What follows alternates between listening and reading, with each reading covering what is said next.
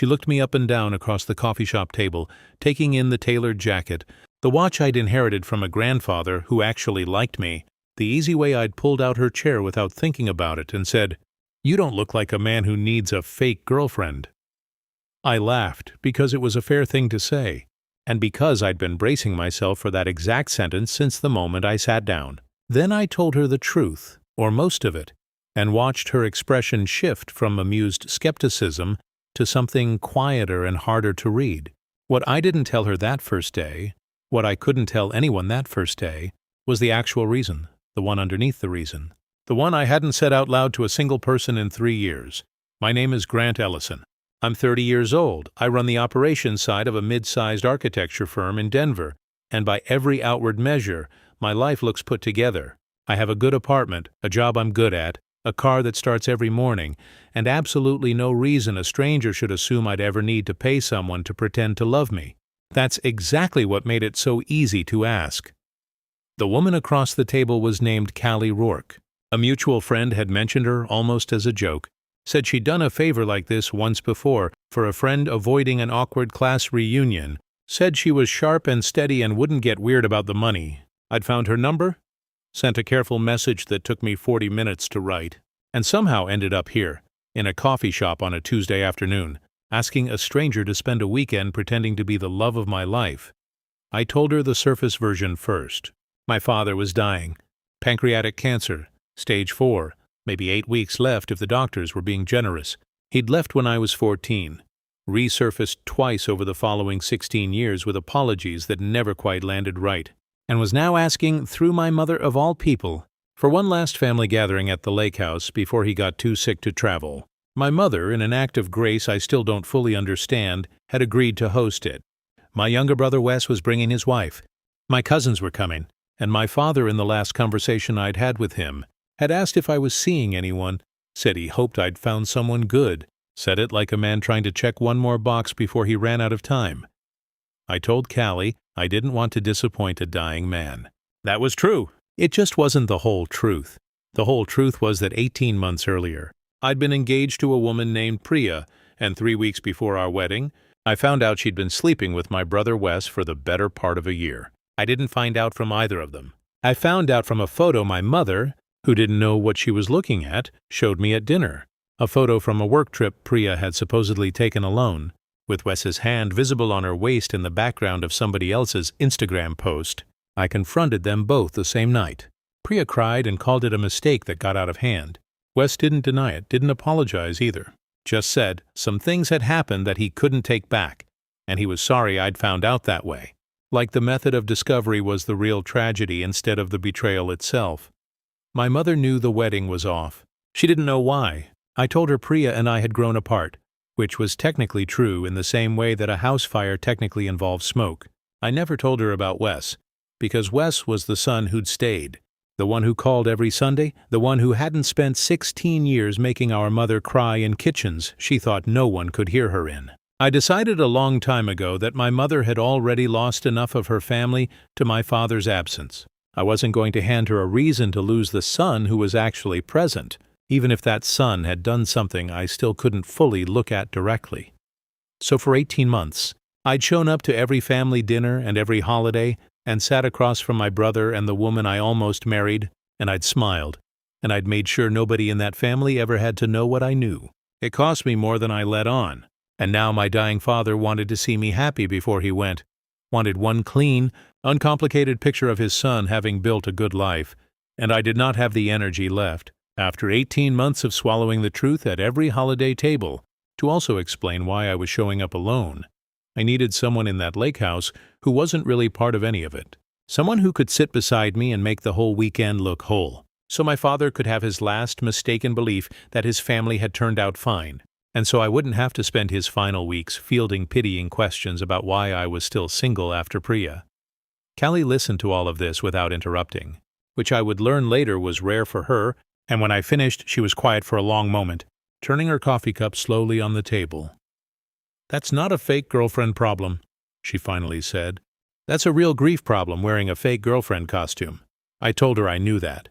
I told her I didn't have a better solution, and this one, at least, was something I could pay for and control, which was more than I could say for the rest of it. She agreed to a rate that felt too low for what I was asking, and a set of ground rules she laid out with the precision of someone who had thought through every way this could go wrong. No public display she wasn't comfortable with, a private code word if either of us needed an exit from a conversation, and absolutely no lying to me about how she was feeling during the weekend, even if the rest of it was a performance for everyone else. We spent the better part of an hour after that building the architecture of a relationship that had never existed. She wanted specifics, said vague stories were the ones that fell apart under a mother's questioning.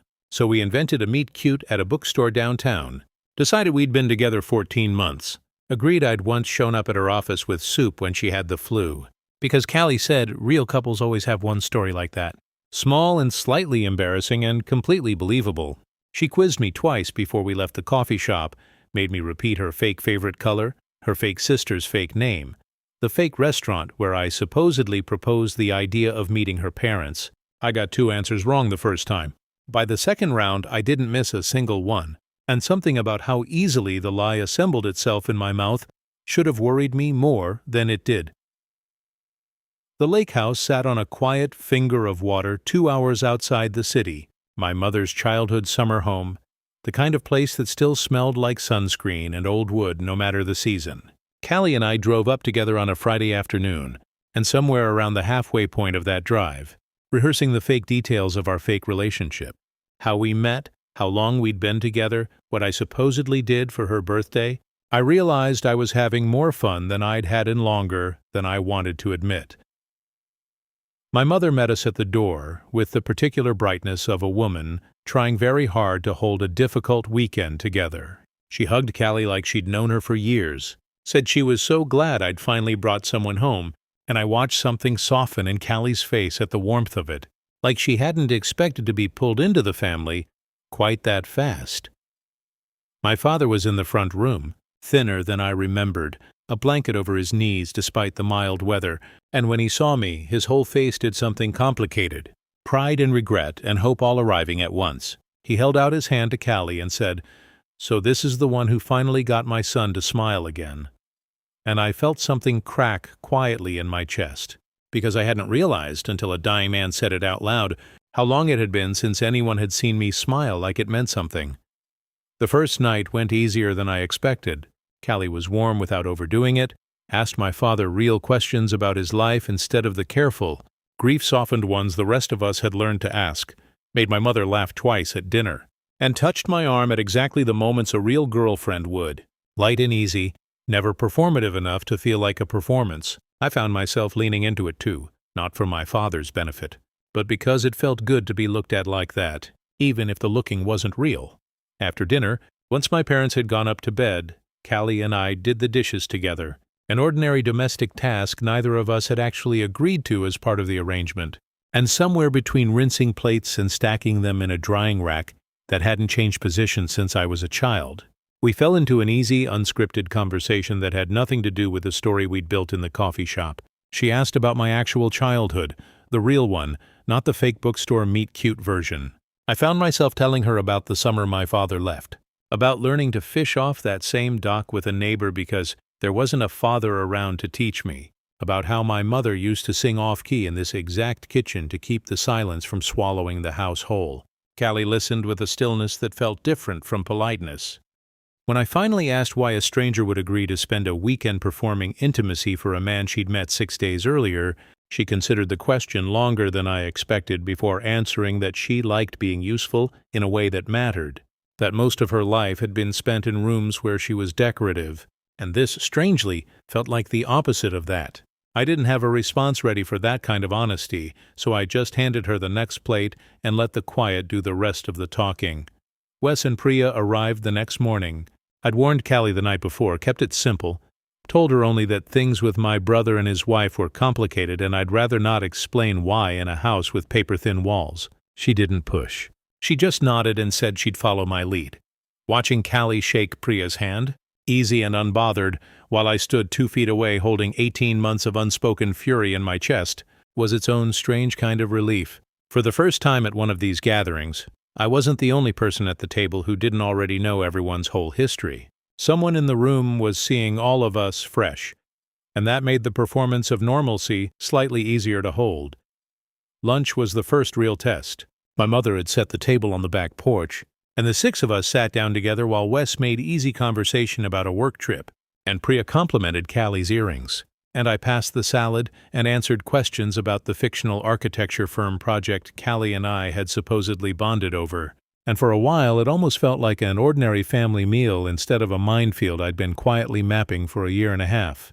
Then Priya, meaning nothing by it, asked how Callie and I had met, and I watched Callie recite the bookstore story flawlessly, unhurried, adding a small invented detail about a book on architecture we'd both reached for at the same time, and Wes laughed at the right moment. And my mother beamed like the story was the nicest thing she'd heard all year. Underneath the table, out of sight, Callie's hand found my knee once, brief and grounding, like she could feel the tension radiating off me even while her voice stayed perfectly light above the surface. It was the first time all weekend I understood that she wasn't just performing a role for my family. She was quietly performing it for me too, covering the parts of me that were closest to cracking. It held for about 18 hours. Saturday afternoon. My father asked to speak with me alone by the water, and I left Callie on the porch with my mother, who'd already started asking her opinion on paint colors for a kitchen renovation like Callie was a permanent fixture in this family, instead of someone I'd met 6 days earlier over coffee. My father and I sat on the dock in silence for a while before he said, without any preamble, that he was sorry for all of it, for leaving, for the years of half apologies that never quite landed, for waiting until he was dying to try to be a real father again. I told him I appreciated it. I didn't tell him it didn't fix anything, because there didn't seem to be a version of this conversation where that honesty would help either of us. Then he asked about Wes and Priya, said he'd noticed something stiff in the way I stood near them, asked if there was old tension there I hadn't mentioned. I told him it was nothing, old sibling stuff, and watched him study my face the way dying people sometimes study things, like they're trying to memorize the truth even when you're handing them a lie.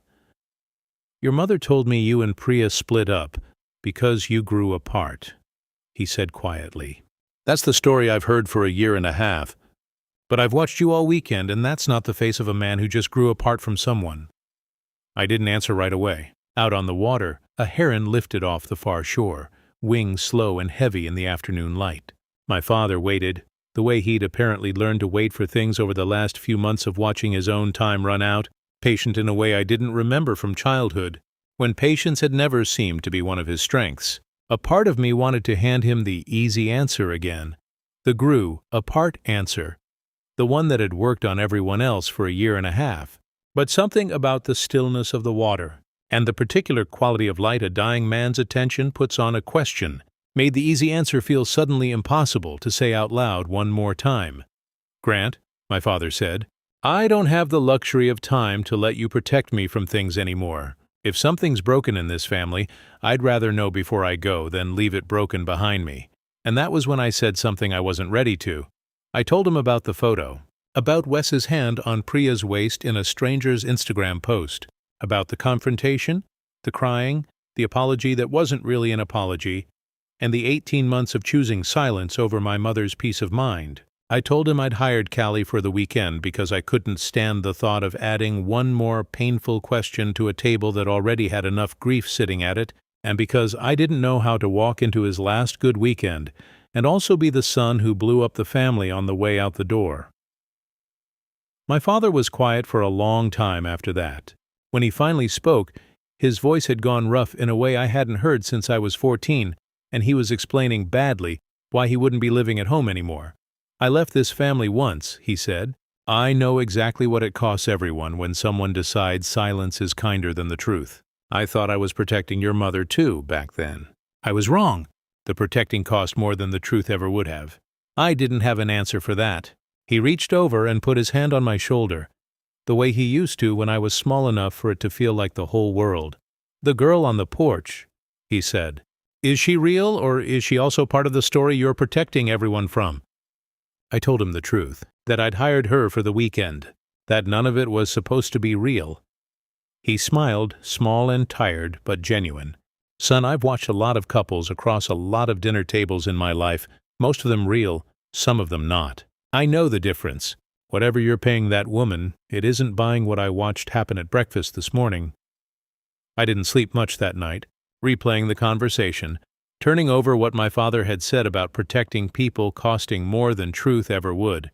Around midnight, I went out to the porch for air and found Callie already there, wrapped in one of the lake house blankets, looking out at the dark water. I told her everything. The photo, Wes, Priya, 18 months of quiet. My father's question about whether any of this weekend was real. Callie listened the way she had in the coffee shop, without interrupting, and when I finished, she was quiet for a while before she said, "For what it's worth, nothing about how I've felt this weekend has been part of the arrangement." I asked her what she meant. "I mean, I wasn't expecting to like your mother this much. I wasn't expecting your father to look at me like I mattered to his son. And I definitely wasn't expecting to feel something real sitting next to you at that dinner table while you carried something that heavy without letting it show." She paused. "I don't know how to separate the job from what's actually happening anymore. I'm not sure I want to." Something in my chest, tight for 18 months, finally loosened. "I didn't hire you because I wanted to fall for someone this weekend," I said. "I know," she said. "I didn't take the job expecting to fall for someone either, but here we are."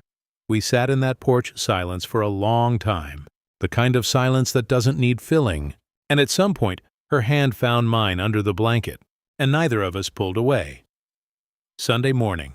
Before anyone else was awake, I found Wes in the kitchen making coffee. I told him what I'd told our father, that I wasn't going to carry the silence anymore, not because I wanted to punish him or blow up whatever peace our mother had left, but because our father had taught me, in his own painful too-late way, that protecting people from the truth usually costs more than the truth itself. Wes didn't argue.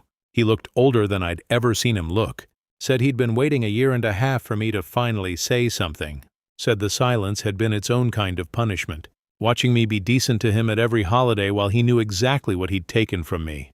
We didn't fix everything that morning. Some things don't get fixed in one kitchen conversation, but something honest passed between us for the first time in 18 months, and that felt like more progress than another year of careful smiling ever would have.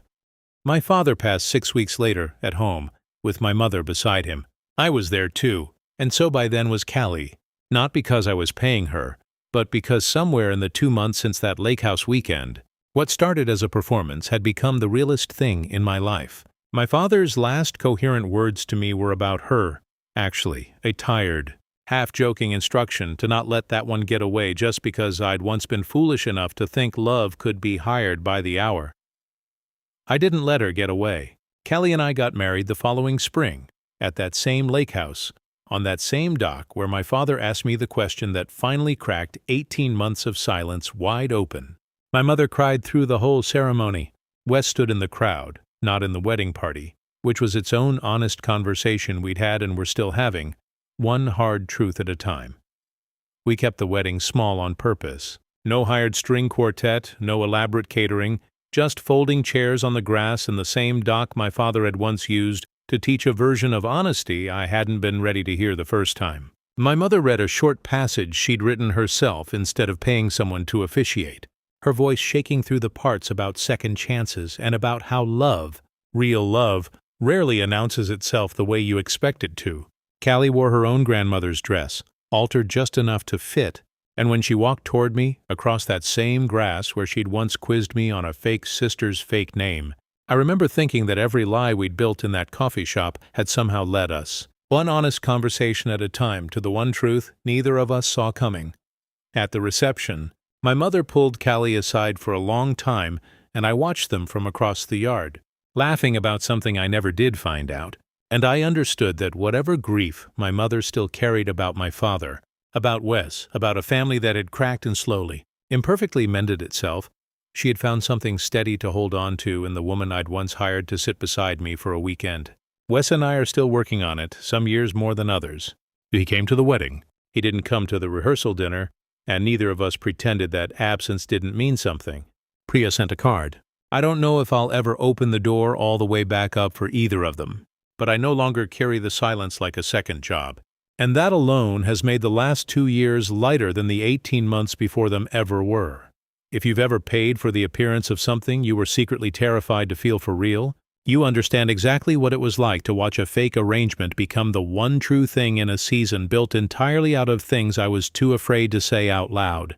Some love stories start with fireworks. Ours started with a woman across a coffee table telling me I didn't look like a man who needed a fake girlfriend, and me realizing, months too late to admit it to her first, that she was right about almost everything except that. Sometimes, late at night, Callie still teases me about the fake bookstore story we invented that first afternoon, asks if I remember which book we supposedly both reached for, and I always get it wrong on purpose now just to hear her correct me, just to hear her laugh the way she did that very first weekend, back when none of it was supposed to be real, and somehow, quietly, all of it became the realest thing I've ever had.